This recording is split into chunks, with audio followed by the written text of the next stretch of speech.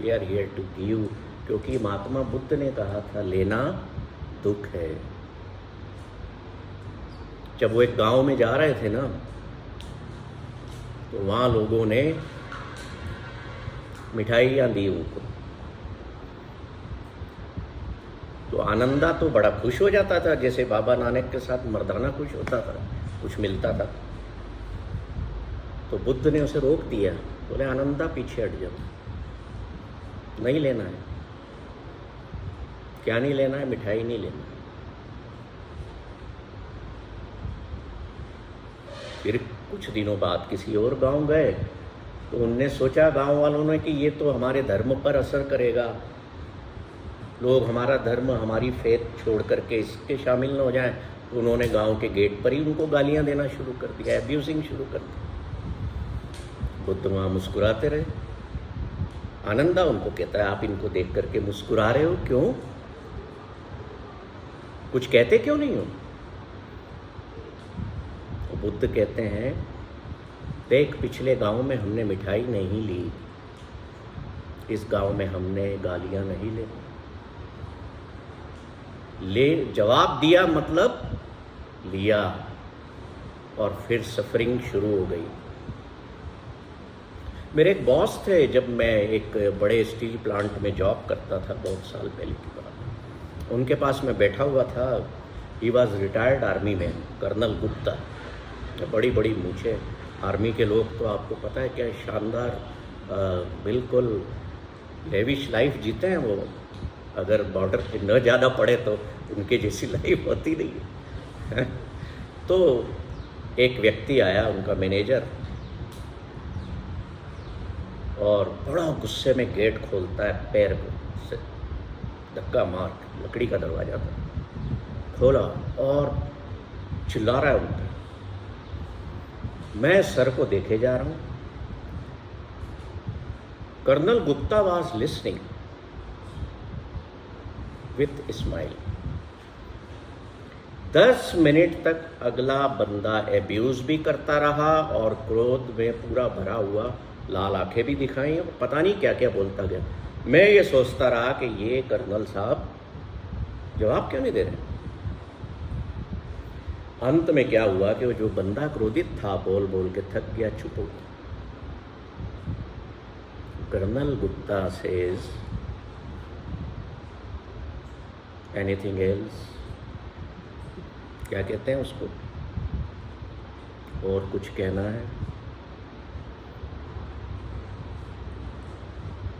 अब अगला सामने वाला क्या जवाब देगा बताओ? आपके साथ अगर ऐसा हो, शर्मसार हो जाओगे ना, शर्मसार हो जाओगे। वो बंदा चुप हो गया, थोड़ी देर ऐसे ही खड़ा रहा, फिर कहता है आई एम सॉरी सर। और अगर मान लीजिए कर्नल गुप्ता उसके बीच में ही चिल्लाने लगते उसकी बातों से, तो क्या होता? रिएक्शन स्टार्ट होती, झगड़ा खड़ा होता, सफरिंग क्रिएट हो जाती। तो ये जो सफरिंग है, ये गम है, ये हमारे हाथ में भी है, हमें सीखना है। बेगमपुरा की जो बात है वो बड़ी हायर माइंड की बात है। हम सब सांसारिक लोग हैं, हम वैसे नहीं बन सकते जो उसमें बातें कही गई हैं, पर थोड़ा बहुत we can go near to that point, है ना।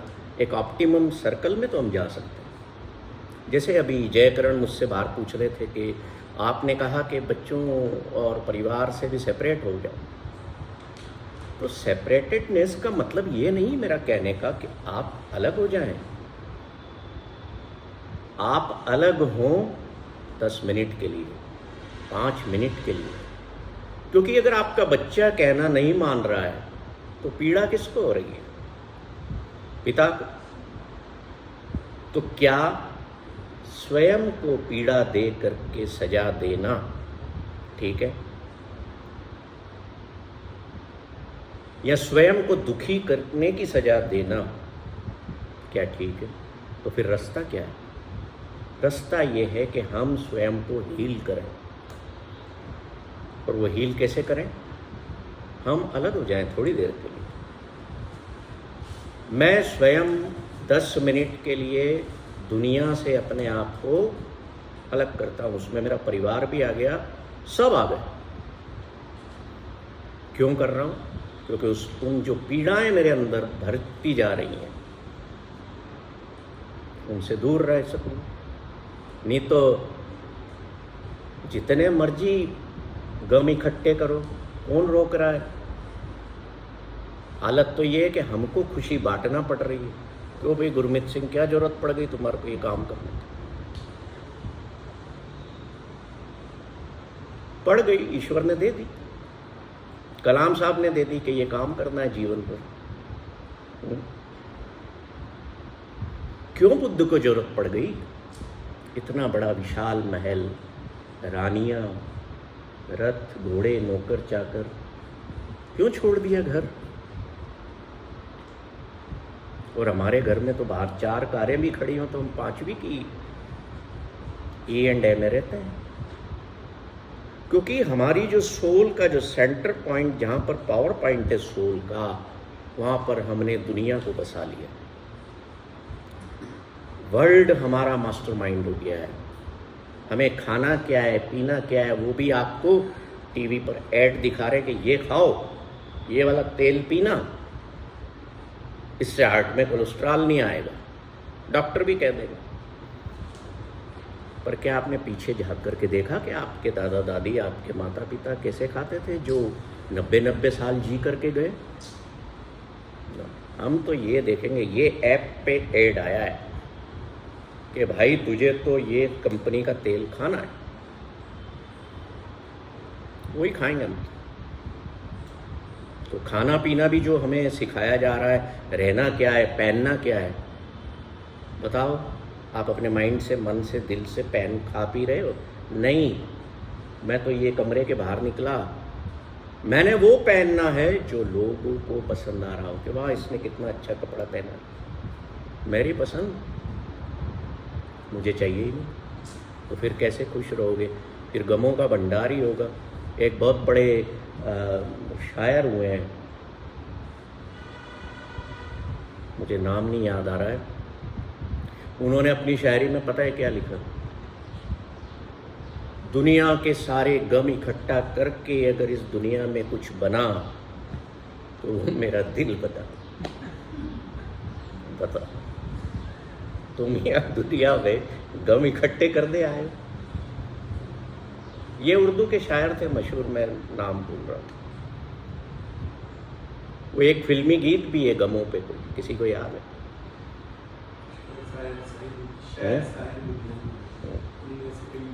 तो हमारी थॉट प्रोसेस वो हो गई है कि हमें जो इकट्ठा करना है ना, रियल इंट्रिंसिक वैल्यूज जो हमें इकट्ठा करनी है, उसकी बजाय हम गम और सफरिंग को इकट्ठा करते जा रहे हैं। तो इसलिए आप गमपुरा में रह रहे हैं।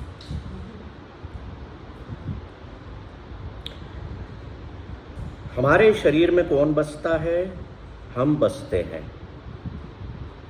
हमारी आशाएं बसती हैं, हमारी इच्छाएं बसती हैं, डिज़ायर्स होती है ना, हमारे इमोशनल अटैचमेंट्स बसते हैं, इस दुनिया का प्रभाव हमारे अंदर बसता है, ग्रीड होता है, फियर होता है, लस्ट होता है, ईगो होती है। इसके अलावा और क्या होता है बताओ?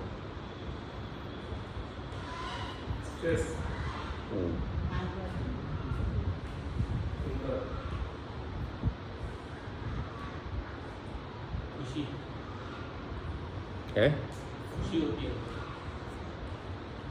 और ईगो है ईगो हाँ, ईगो बोल दिया मैंने। और कौन बसता है? आपके परिवारजन बसते हैं, मित्र बसते हैं, और उनसे ज़्यादा आपके दुश्मन बसते हैं जो गम देते हैं अंदर। हाँ, ये लिख लो डायरी में कि मेरे अंदर क्या बसता है। इसको एज ए होमवर्क इन चीज़ों को करना तो आपका यहाँ आने का फ़ायदा होगा। नहीं तो आए और चले गए, कोई मतलब नहीं। मेरी भी एनर्जी वेस्ट की और अपनी भी की। थोड़ी देर के लिए हाँ भैया गुरमीत साहब ने बहुत अच्छा बताया, 2 4 5 फोटो ग्रुप में डाल दोगे, आज हमने ये सीखा। उसके बाद क्या? डालो पिक्चर्स, डालो सब कुछ। संसार में जो टेक्नोलॉजी अवेलेबल है, जितनी डिज़ायर्स अपनी पूरी कर सकते हो करो, पर everything should be healthy one, not the unhealthy desires, not the unhealthy things to collect. आए काहे के लिए हम? क्यों आए? खाने पीने है क्या नहीं? क्यों लोग कहिए?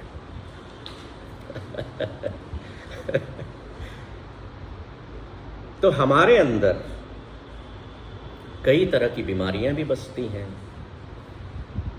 वो भी गम पैदा करती हैं। एक व्यक्ति गुरु नानक साहब के पास आया कि मेरे पास सब कुछ है, अच्छा परिवार है, अच्छा घर है, बच्चे हैं, माँ बाप हैं, सास ससुर हैं, बहुत अच्छी पत्नी भी है, पैसा भी है, पर खुशी नहीं है मेरे अंदर। तो कहने लगे तू वापस से बता कि तेरे परिवार में कौन कौन है। तो फिर यही चीज़ें गिनाता है, बच्चे हैं, माँ बाप हैं, है ना। फिर कहते हैं फिर बता तेरे परिवार में कौन कौन है, तेरे अंदर कौन कौन है। हमारे अंदर क्राउड है, दुनिया भरी हुई हमारे अंदर। हमें फुर्सत ही नहीं है कि हम अपने बारे में सोचें, हम उसके यहाँ क्या हो रहा है। उसने ये गाड़ी ले ली तो हम इतना तक एनालिसिस करते हैं कि वो पैसा कहाँ से लाया, इतना अमीर है क्या वो? अरे भाई किया होगा उसने, जो किया हमारे कहीं कर दो। नहीं, सुबह पार्क में वॉक करने जाएंगे तो 2 4 लोगों को पकड़ लेंगे, किसके घर में क्या हो रहा है, या किसकी दुकान पे क्या हुआ, या कल रात को पार्क में क्या मगजमारी हुई। यार इंटरेस्टेड इन गार्बेज ओनली। तो जब दिमाग में गार्बेज भरोगे तो कैसे बेगम होगे? हो ही नहीं सकते। तो गुरु नानक कहते हैं बता तेरे परिवार में कौन कौन है। वो वापस वही चीज़ें रिपीट करता है जो भी। तो गुरु नानक कहते हैं जा एक काम कर, तेरे को अगर जीवन में अंदर से आनंद को पाना है ना, खुशी लाना है, तो ईश्वर को अपने परिवार का सदस्य बना ले।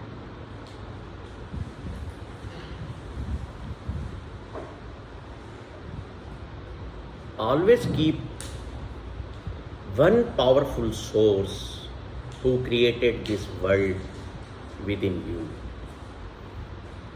जैसे ही कोई समस्या आएगी ना, अगर ईश्वर परिवार का सदस्य है, गम आएंगे ना, तो हमें पता है क्या लगेगा, अरे कोई है मुझे देखने वाला, वो ठीक करेगा।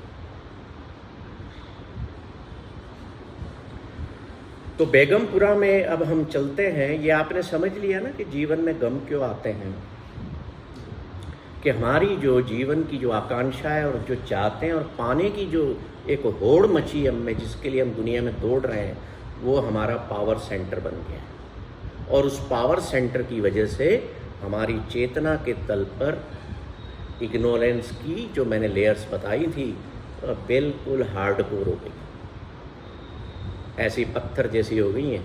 अब उनको साफ करना है तो समय तो लगेगा, और समय लगेगा तो उसको प्रैक्टिस करना पड़ेगी, उस पर थॉट प्रोसेस देना पड़ेगी और पेशेंस रखना पड़ेगा।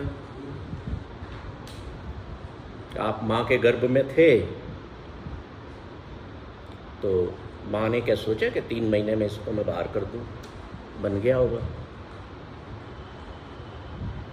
9-10 months she kept patience.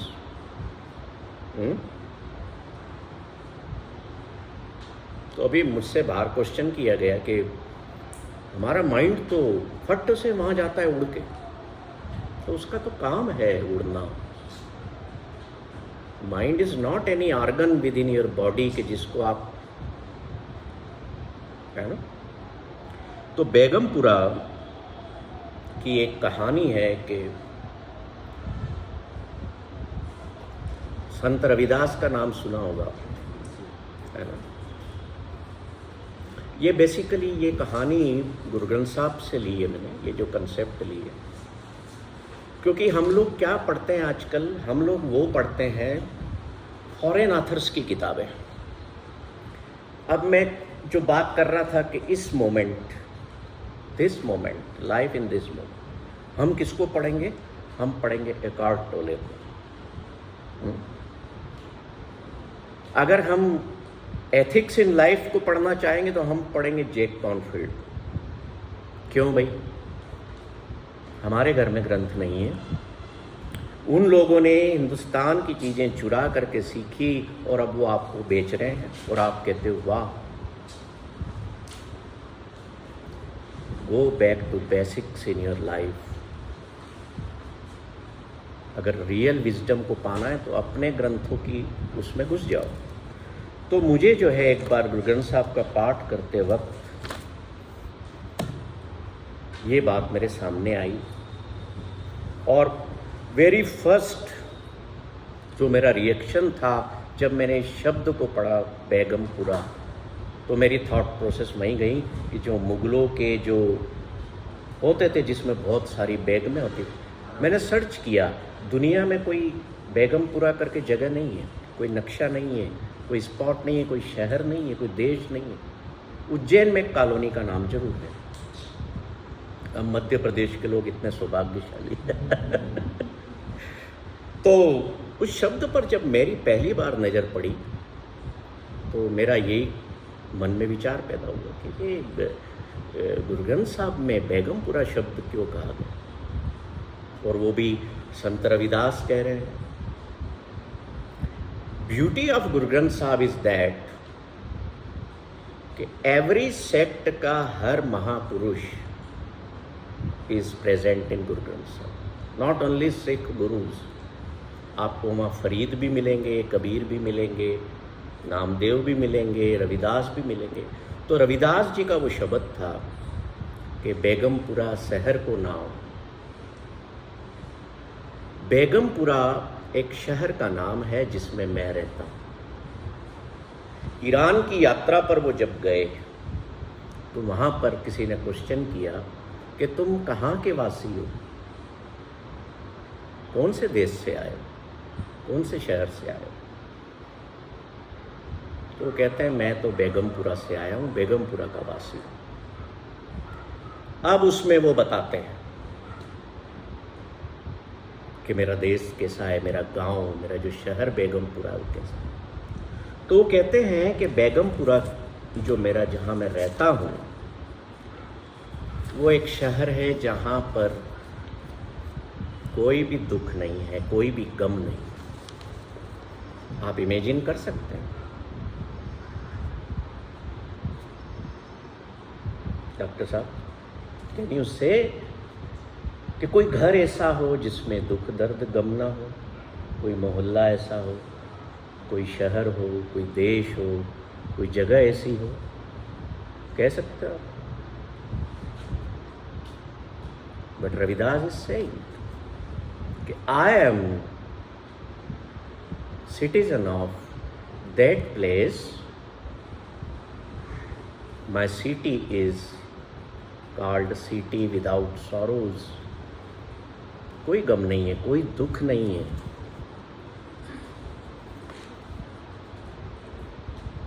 वहाँ पर कोई चिंताएं नहीं है, न पास्ट की, न प्रेजेंट की, न फ्यूचर की। क्या ऐसी लाइफ आप इमेजिन कर सकते हैं कि मेरे को कोई चिंता न हो, न पास्ट की, न फ्यूचर की, न आज की? पॉसिबल है। When you become a resident of Begumpura, कोई दुख नहीं होगा आपको। वो क्या है मैं आगे बताऊंगा। कोई आपको उसमें चिंता नहीं होगी। नहीं तो आजकल तो लोग घूम रहे हैं, चिंताएं चेहरे पर दिख रही हैं। परिवार के परिवार गम में और चिंता में। सुबह क्या होगा, कल क्या होगा। उनके एक्शंस, उनके कर्म जो हैं वो ऐसे हैं कि उनको गम और चिंताओं में ही बिठा लेते हैं।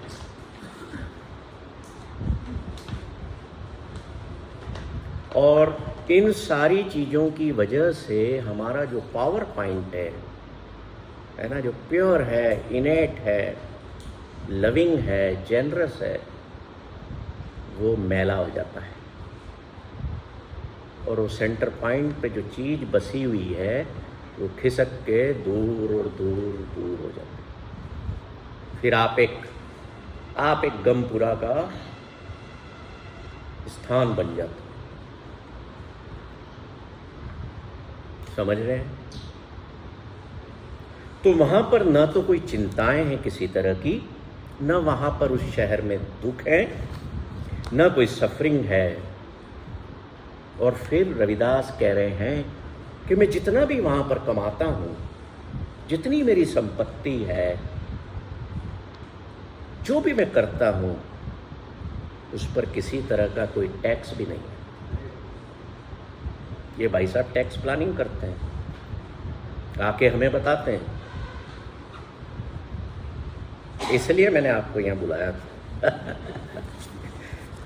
तो वो क्या कह रहे हैं कि बेगमपुरा में मेरी इतनी अपार संपत्ति है, मैं इतना कमाता हूँ, पर वहाँ पर टैक्स भी नहीं, उस पर टैक्स ही नहीं लगता। और हम यहाँ पर टैक्स की चिंता में साल भर लगे रहते, कंसल्टेंट पाल रखे हैं। अभी ये भाई साहब सुबह आए थे, बोले मैं गया था सीए के पास टैक्स के लिए। बहुत अच्छा गए।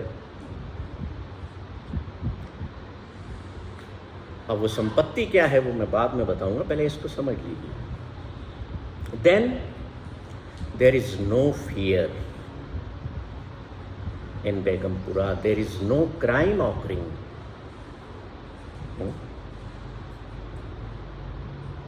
And there is no worry of shortfall, anything going short.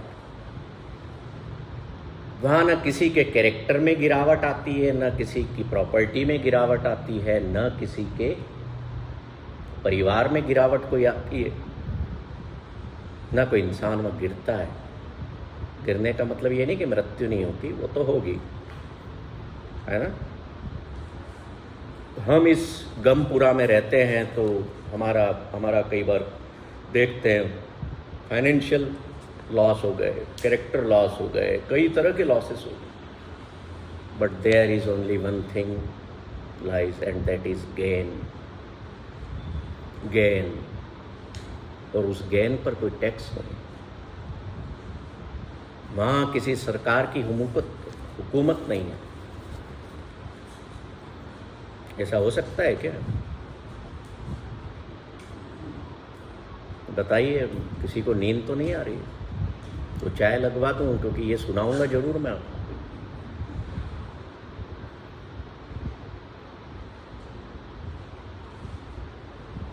मेरे जो कोर्स करने लोग आते हैं ना, उनको अगर मैंने 1 घंटे के लिए बिठाया है ना, तो वो कोई इशारा भी करते हैं तो वो कहते हैं बैठ जा अभी, you can not leave this place. Bathroom भी जाना है, टॉयलेट भी जाना है, नहीं बैठो। क्योंकि जिस काम के लिए आप उतने समय के लिए आप वहाँ पर हैं ना, उतना समय उसके पहले आप चीज़ें करके बैठिए, अपनी बॉडी को रेडी करके बैठिए, तभी माइंड साथ में बैठेगा। नहीं तो फिजिकल होंगे तो मेंटली। जिस काम के लिए गए उसको करके आइए। फिर ये मत सोचिए कि मुझे अभी प्यास लगी है। जब चमकौर का युद्ध चल रहा था, एक बात याद आ गई मुझे। तो गुरु गोविंद सिंह जी के 2 बड़े बेटे कहते हैं कि हमने युद्ध में जाना है लड़ने। तो वो अपने हाथों से उनको तैयार करते हैं। शॉर्ट में बताता हूँ क्योंकि डाइवर्ट हो जाएंगे नहीं तो। दोनों बेटे युद्ध के मैदान में जाते हैं और जो दूसरे नंबर का बेटा है जोरावर सिंह, उसको प्यास लगती है, तो वो लौट करके वापस किले में जाता है। पिता पूछते हैं क्यों आए हो? कि गुरुदेव पिता मुझे प्यास लगी है, पानी पीने आया। वो कहते नहीं, जिस काम के लिए पहले तुम गए हो जाओ वो पूरा करके आओ। पानी नहीं पीने दिया। ये क्यों है? ये बातें इसलिए हैं, सत्य हैं। क्यों है? क्योंकि हमको कोई युद्ध में नहीं भेज रहा है और वो बेटा शहीद हुआ बगैर पानी पिए। क्या पिता कोई ऐसा कर सकता है? शिक्षा ये लेना है कि मैं अगर 1 घंटे कहीं माइंडफुली किसी वर्क में हूँ तो मुझे को आसपास की चीज़ें, बॉडी की चीज़ें या दूसरे लोग, आउटर सर्कमस्टेंसेस जो हैं वो मुझे डिस्ट्रैक्ट न करें। मैं अपने उस लक्ष्य के प्रति, उस पर्पस के प्रति इतना डिवोटेड हूँ, डिसिप्लिन्ड रहूँ।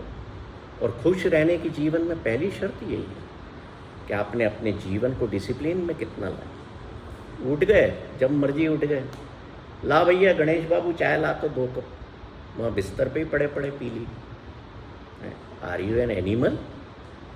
वो बेचारे को तो जितनी ईश्वर ने बुद्धि दी है उतना काम करता है और वो ईश्वर के कहने पे ही जी रहा है।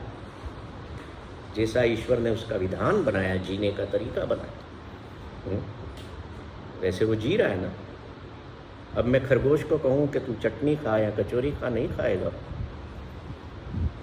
जैसा ईश्वर ने उसका पैटर्न बनाया फूड का, वो ही खाएगा। पर हम, हाँ यार ला ये भी देखते हैं। डिसिप्लिन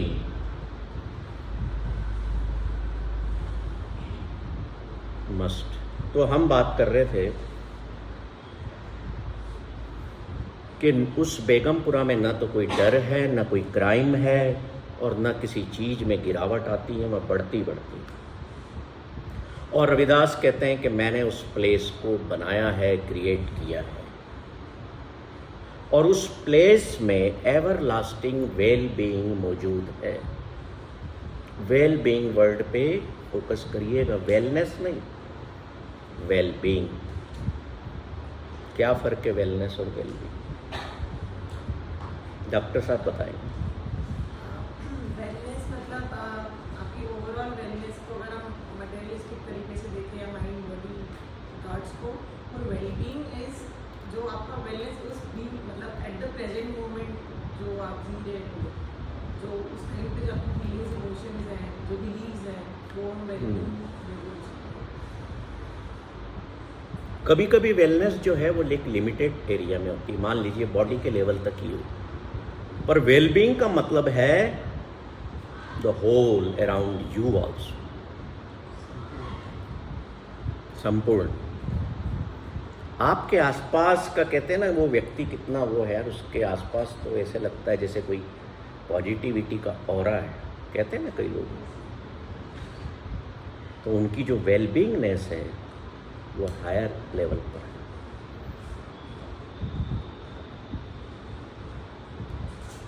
वो आगे कहते हैं कि यहाँ पर हर चीज़ स्टेबल है, इस राज्य में, इस बेगमपुरा में।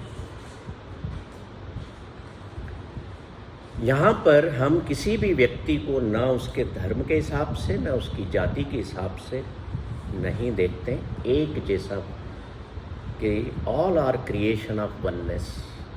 न कोई हमारे यहाँ शूद्र है, न कोई वैश्य है, न कोई ब्राह्मण है, कुछ भी नहीं। No discrimination in Begumpura. Yadav ji वो इस बात को समझाने के लिए उसको रेबी को लेके आना, छोटे वाले खरगोश। इसका क्या मतलब है कि वननेस में हम रहते हैं बेगमपुरा में। एक तो बात उन्होंने कही कि हम डिस्क्रिमिनेट बिल्कुल भी नहीं करते, भेदभाव नहीं करते।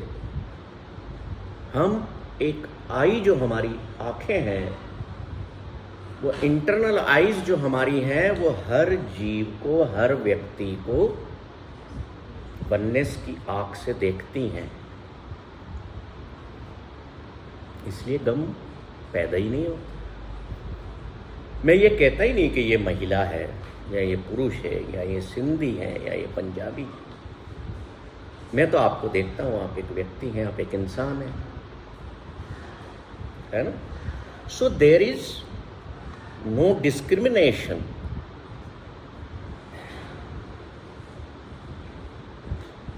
कोई फर्स्ट क्लास का नहीं, कोई थर्ड क्लास का नहीं, all are as one.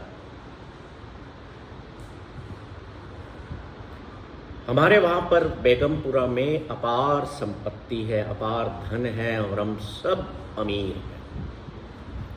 We are all very wealthy.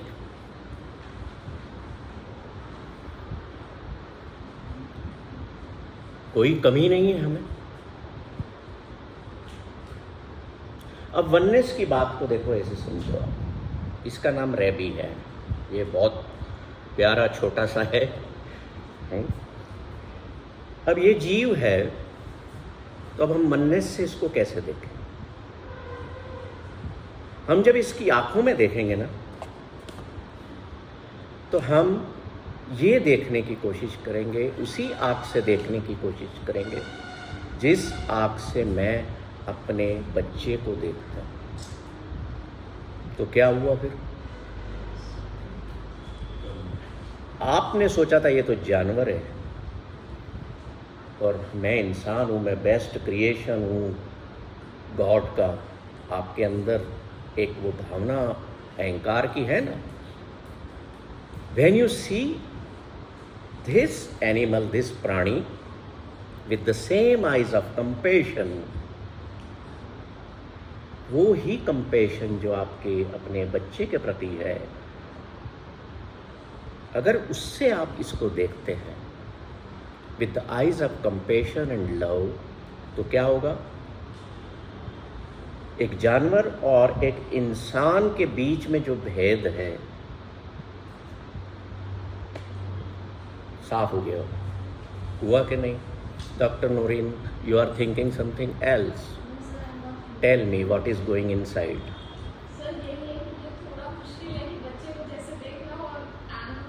तो फिर अगर आप सीख लोगे तो आप पड़ोसी के बच्चे की आंख में भी अपने बच्चे का प्यार देखोगे।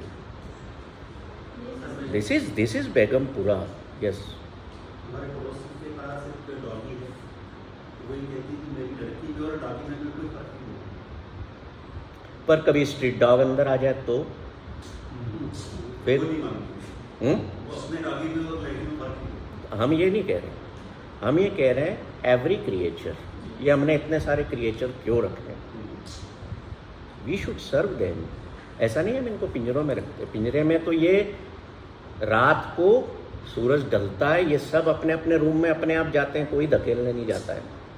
And the whole day they are playing.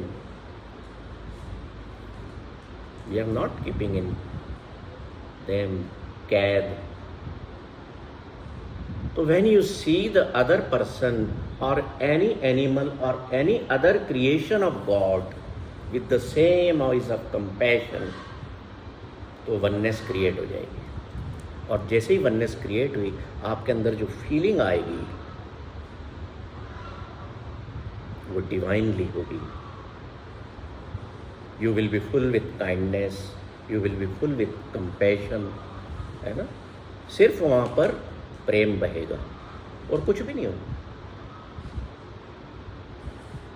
अब ये क्यों नहीं भाग रहा है यहाँ से? He is also listening.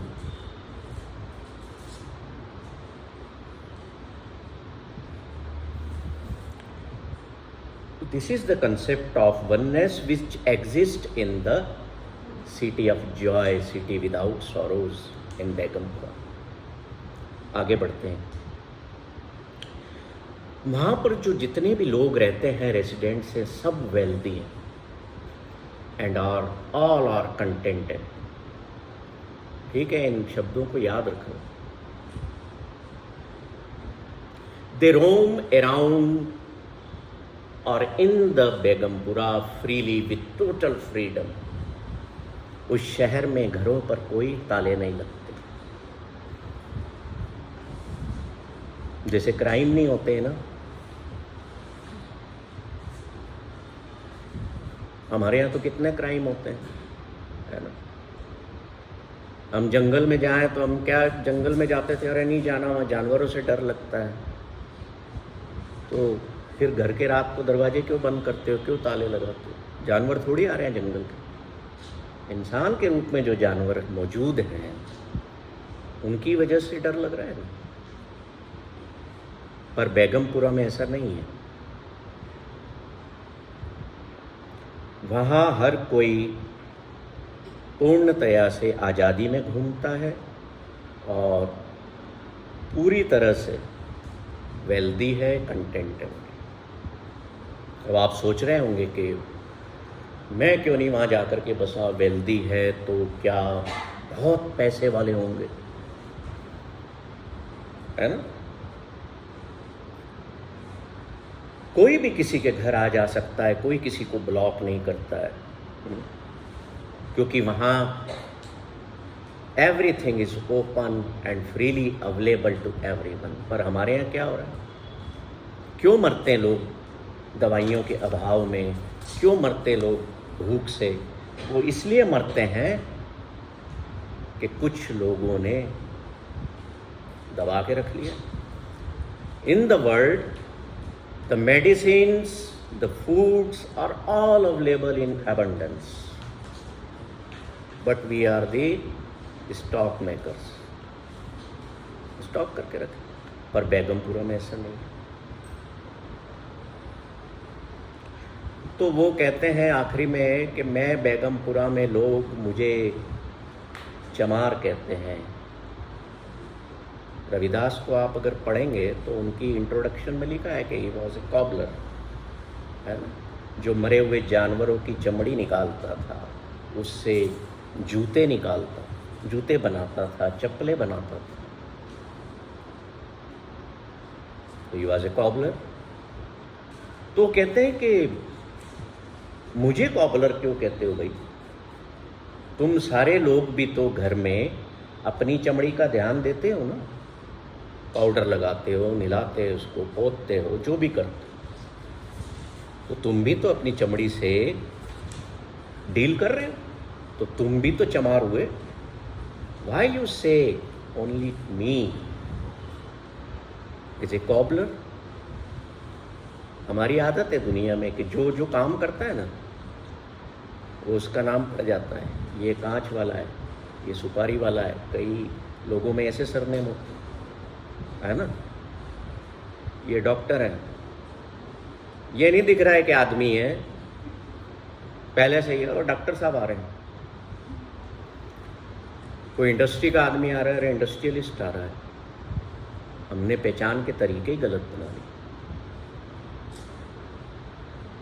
तो इन शॉर्ट बेगमपुरा जो है वो एक प्लेस है बगैर दुखों का, बगैर गमों का, और सिर्फ खुशियों का। तो क्या हम, पहली बात तो ये कि हम इमेजिन कर सकते हैं कि कोई दुनिया में ऐसा स्थान होगा या हम बना सकते हैं? बताइए, कोई तो जवाब दो, कुछ तो बोलो।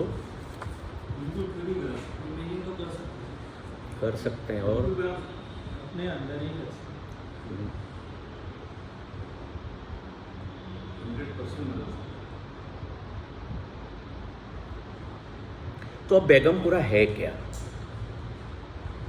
ये दुनिया में कोई जगह नहीं है ना। Begumpura is the highest state of mind. ये एक मन की अवस्था है जो वर्ल्डली मटेरियल से और वर्ल्डली या आउटर सर्कमस्टेंसेस से प्रभावित नहीं होती।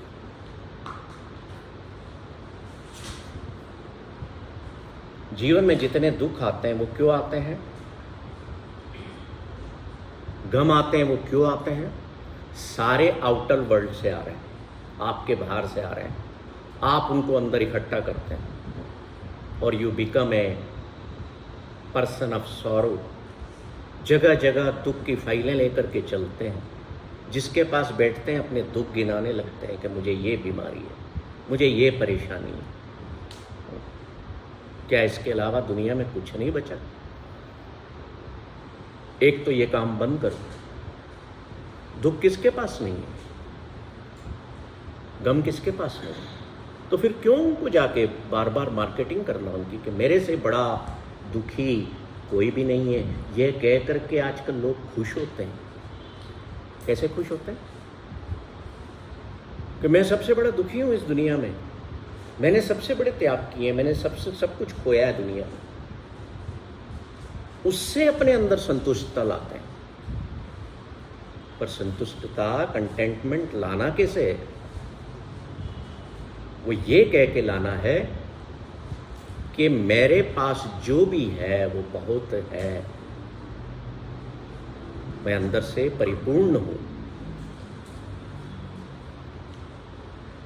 और जो भी है वो अभी है और कभी नहीं है। सोच के देखो इस बात को, आंखें बंद करो 2 मिनट के लिए।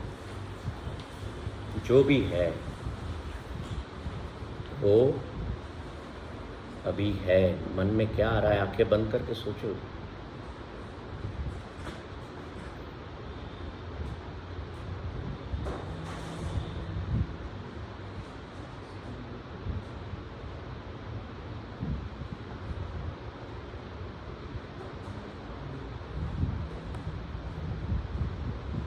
न अभी से 5 मिनट पहले कुछ था, न अभी से 5 मिनट बाद कुछ होगा,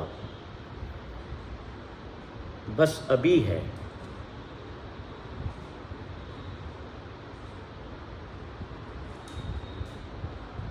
क्योंकि मैं अभी हूँ, मैं अभी मौजूद हूँ, मैं श्वास ले रहा हूँ। और ये सोचो कि मैं अभी जिंदा हूँ। 1:10 पर मैं जिंदा हूँ। कितना बड़ा चमत्कार है। It is the biggest miracle in life. क्यों? क्योंकि इस वक्त 1:10 पर दुनिया में कई लोग या तो अपनी आखिरी सांस ले रहे हैं या छोड़ चुके हैं, बट आई एम अलाइव।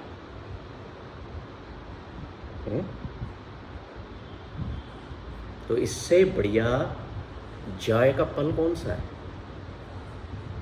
है क्या कोई? पूछो अपने आप से।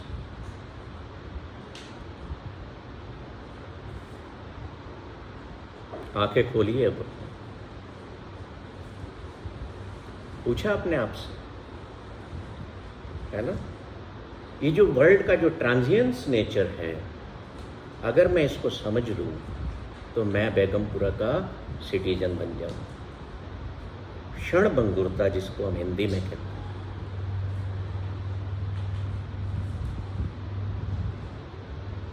अगले पल मैं हूँ या नहीं, मैं इस पल बैठ करके थोड़ी देर अच्छे से ब्रीथ तो करूँ, उस फ्रेश एयर को एंजॉय तो करूँ जो फ्रीली अवेलेबल है मेरे लिए। नहाने भी जाएंगे ना बाथरूम में, तो मोबाइल साथ में जाएगा। और इतनी जल्दी जल्दी नहाएंगे, नहाते हुए 2-4 मग्गे डाले पानी के, दिमाग में भरा हुआ है पता नहीं क्या क्या करना है, फटाफट नहा लेंगे। अपने शरीर पर गिरते हुए पानी की बूंदों को तो महसूस कर लो, कि नोट ही महसूस करते रहना है कि उन तनावों में ही, उन गमों में ही जीवन को जीना है। और ये पल जो हैं, एक भाई साहब मिले, मैंने फ़ोन लगाया 9:35 पे सुबह। उन्होंने उठा लिया, बाथरूम में थे, पानी की आवाज़ आ रही है, नल में नल चल रहा है। मैंने कहा भाई तुम कपड़े धो रहे हो क्या कहीं? बोले नहीं, नहा रहा हूँ बाथरूम में। मैंने कहा वहीं से फ़ोन पे? बोले हाँ, वो 9:15 बजे शेयर मार्केट खुल जाता है, तो मेरे सौदे डले हुए हैं, तो यहाँ तो तुम मत नहाओ। या फिर मार्केट खुलने के पहले आराम से नहा लो। थोड़ा तो माइंडफुली वर्क करो। इस शरीर जो तुम्हारा व्हीकल है इस दुनिया में, है ना, इस संसार में अगर 750 करोड़ लोग हैं तो उससे डबल या 3 गुना, ऐसे हमारे गुरु कहते हैं दुर्गन साहब, आत्माएं घूम रही हैं इस दुनिया में, जो यहाँ पर शरीर को पाने के लिए तड़प रही है। This is truth, ultimate truth. आप ये मत कहना कि मैं कोई बाबा शाबा हूँ या कोई गुरु हूँ तो मैं बोल रहा हूँ। नो, मैं जो बात करता हूँ खोजता हूँ, पहले उसको अनुभव में लाता हूँ, फिर मैं अपनी टॉक्स में वो बात कहता हूँ। क्योंकि आप, मुझे पता है आप मुझे प्रश्न कर सकते हो, I must have the answer. तो वो आत्माएं तरस रही हैं इस शरीर को पाने के लिए कि हमें ये मिले, क्योंकि जो बॉडी की जो 7th लेयर है उसको कहते हैं लाइट लेयर, प्रकाशित लेयर। हम इस ब्रह्मांड में एक बारीक पार्टिकल के रूप में विचरण कर रहे हैं, और हमारी डिज़ायर, हमारी विश क्या है? To convert our self into that light particle. हम प्रकाशित होना चाहते हैं and want to merge in divine. पर उसका चैनल क्या है? उसका चैनल ह्यूमन बॉडी के थ्रू ही है, क्योंकि आपको अपने जीवन में वैसे एक्शंस करना है। तो शरीर को अगर नहलाना है तो भाई साहब उसको नहलाओ। मुंह में पान भर रखा है, चॉकलेट भर रखी है, ऊपर नहा रहे हो, यहाँ नहाते नहाते साबुन लगा हुआ है सिर में और मोबाइल आ रहा है कि वो शेयर प्राइस गिर गई है, वो वहीं ढेर हो रहा है। बड़ी शानदार दुनिया है, मजा आता है अगर, है कि नहीं? थोड़े तरीके बदलो, be a part of world of joy.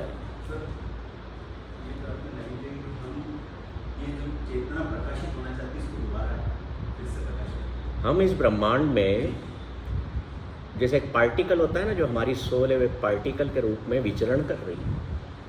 ये गुरबाणी में कहा गया है, इसलिए जो गुरबाणी में कहा गया है या गीता में कहा गया है, दैट इज शाश्वत सत्य। किसी को तो मानना पड़ेगा ना कि भाई हाँ ये सत्य है, ये पानी है तो है।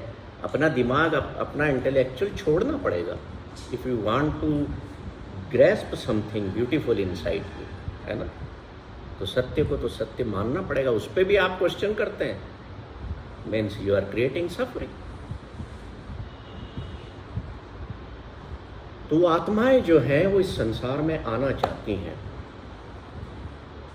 750 जीव हैं यहाँ अभी, तो इससे 4 गुना 10 गुना आत्माएं भटक रही हैं। अब लोग कहते हैं कि दुनिया में यार अच्छे लोग बहुत कम आते हैं, मतलब बुरे लोग बहुत ज़्यादा हैं। तो माफ़ करना, मुझे कहना है, कहने देना, क्योंकि ये भी सत्य है। बुरी आत्माएं जल्द जन्म लेती हैं क्योंकि उनके लिए बुरे पेरेंट्स, उनके नेचर के इन एबुंडेंस दे आर अवेलेबल। क्यों नहीं बुद्ध बार बार आते? क्यों नहीं नानक आ रहे बार बार? क्यों नहीं राम आ रहे, कृष्ण आ रहे? क्यों नहीं महावीर आ रहे? तो जो अच्छी आत्मा है वो सदियों तक वेट कर रही हैं कि उन्हें एक अच्छी माँ का कोख मिले, जो मेरे जीवन का, जो मेरा लक्ष्य है, उस लाइटनिंग पार्टिकल के रूप में प्रकाशित होना। अब उसको वो माँ बाप ही नहीं मिल रहे, वो माँ की कोख ही नहीं मिल रही, प्योर सोल ही नहीं मिल रही, तो वो एंटर ही नहीं कर पाती माँ की कोख में। एक बार गुरु गोबिंद सिंह जी के दरबार में एक उनका सेवादार आया, उनके औलाद नहीं थी, तो वो कहने लगा कि उसकी पत्नी ने कहा तू इतनी गुरु की सेवा करता है, जाओ और जा कर के अपने लिए एक पुत्र मांगो। सब मांगते हैं और वहाँ उनकी मांग पूरी होती है। वो गया और कहता है गुरु साहब मुझे एक पुत्र का दान दीजिए, पति पत्नी दोनों। बोले बस इतनी सी तेरी मांग थी और तू कह नहीं पा रहा था इतने दिन से। तो गुरु गोबिंद सिंह जी ऊपर देखते हैं आकाश की ओर ऐसे और कहते हैं हाथ करके अभी नहीं। उसको हम पंजाबी में कहते हैं हाले नहीं। हाले मीन्स अभी नहीं। मना कर दिए। गए 4-6 महीने बीत गए। पत्नी तो पत्नी है, माँ की ममता भी है, फिर पीछे पड़ गई। कैसे गुरु के यहाँ तुम काम करते हो जो तुम्हें पुत्र नहीं दे सकता? दुनिया के कई लोगों की झोली भर दी है। बोले आप समय भी हो गया, 3-4 महीने हो गए, चलते हैं। फिर गए। फिर उन्होंने कहा नहीं, अभी नहीं। अब उनकी पत्नी का दिमाग बिगड़ गया। बोले तेने अपनी ज़िंदगी ख़राब कर ली, ऐसे कैसे गुरु के दरबार में? चल मैं लेके चलती हूँ, मेरी पड़ोसन ने बताया मुझे। गए। कोई पहाड़ी पे बाबा थे, धागे शागे बंधवाए। करते हैं लोग, आज करते हैं। ताबीज वाबीज पहने, गले में तागे बांधे, वो पता नहीं क्या क्या करते हैं। करा। बाबा ने कहा बस जाओ, दिया तुम्हें। पत्नी खुश। देखा, ये होता है गुरु। बच्चा हो गया 9-10 महीने बाद। अब वो जो सेवादार थे भाई साधु सिंह जी, वो बोले यार ऐसे गुरु क्या क्या जाना, जिसके यहाँ जिंदगी हो गई सेवा करते करते, छोड़ो नहीं जाना। बंद कर दिया। बहुत साल बीत गए। बच्चा बड़ा हुआ, 10, 12, 15 साल का हुआ तो माँ बाप को कूटता था। अब कई लोग आते हैं मेरे पास कि हमारे बच्चे हमको गाली देते हैं, कई मारते भी हैं। तो बाबा के पास गए तो बाबा ने कहा ये बांध दो इसको धागा, ठीक हो जाए। बांध दिए, पर वो बच्चे में सुधार नहीं आया। वो तो और ज़्यादा एग्रेसिव और हिंसक होने लगे। अब उनके मन में आया कि क्यों ना मैं अपने गुरु के पास जाऊं। गए गुरु के पास। गुरु गोबिंद सिंह जी ने कहा भाई क्या बात हो, तुम बहुत सालों बाद आए हो। तो गिड़गिड़ाने लगा, रोने लगा, कहने लगा मेरा घर में बहुत दुख है, ये मेरा बेटा है। और तो गुरु कहते हैं तुम दोनों को मैंने रोका था ना, अभी नहीं। मैं इसलिए तुम्हें रोकता था कि जो तुम्हारी पत्नी की कोख चाहती है कि एक पवित्र आत्मा के रूप में उसके पुत्र हो, वो आत्मा अभी अवेलेबल नहीं थी। मैं चाहता तो शैतानी आत्मा मैं भी तुम्हें 1 या 10 दे देता, जो तुमने ली। अब उसे तुम्हें भुगतना तो पड़ेगा। तो बेगमपुरा में यह कहा जाता है कि जो ईश्वर स्वयं अपने आप करते हैं आपके लिए, accept it, bring acceptance in your life, be compassionate, forgive करो स्वयं को भी, लोगों को भी। अब मैं बड़ा शॉर्ट में कर रहा हूं इसको। और मैं एक लिस्ट दे रहा हूं आपको, जो आपको स्वयं को प्रैक्टिस में लाना है। प्लीज बच्चा,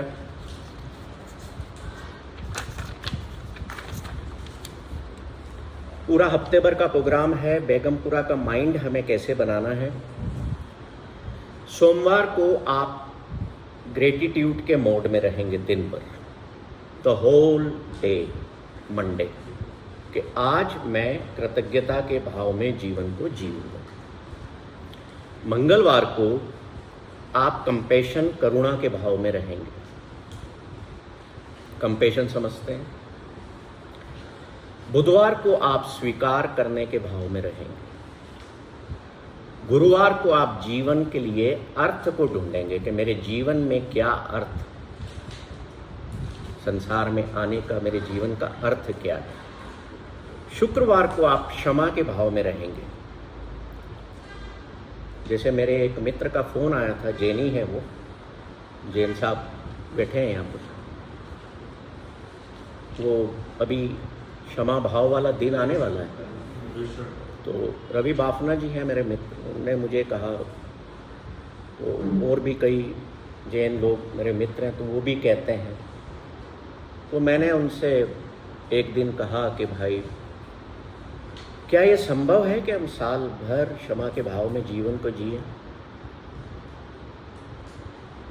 then you can become the resident of city of joy. ये हफ्ते की मैंने आपको लिस्ट दी है कि एक एक दिन मुझे इस भावना के साथ जीवन को जीना है।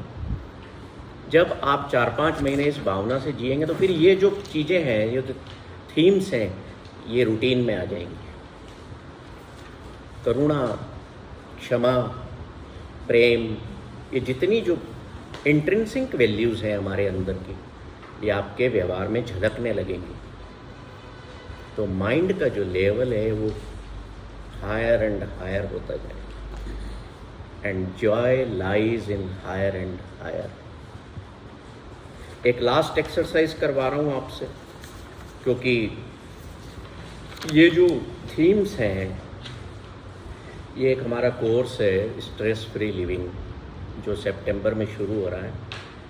इनके एक एक पॉइंट पर 2-2 क्लासेस होती हैं, उसमें मास्टर किया जाता है। एक लास्ट एक्सरसाइज दे रहा हूँ जो ट्रांजिएंस नेचर को समझने के लिए है। कि मान लो आपके घर पे दादी हैं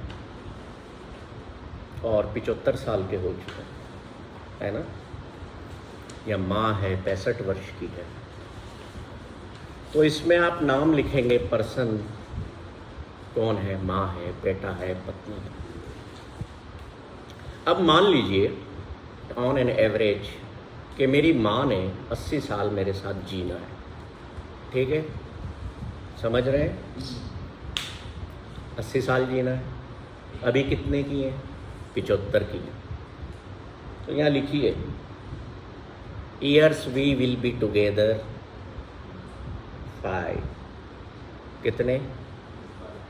हम 5 साल, मैं और बेटा 5 साल के साथ। देखिए, ईश्वर ने क्या करना है वो हम नहीं जानते, पर हम ट्रांजिएंस को समझने के लिए ये करना जरूरी है।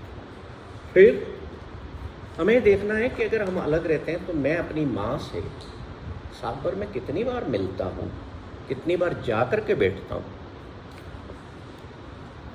मान लीजिए आप साल भर में 2 बार जाते हैं, है ना, तो 5 साल उनकी उम्र बाकी, तो कितनी बार मिलेंगे?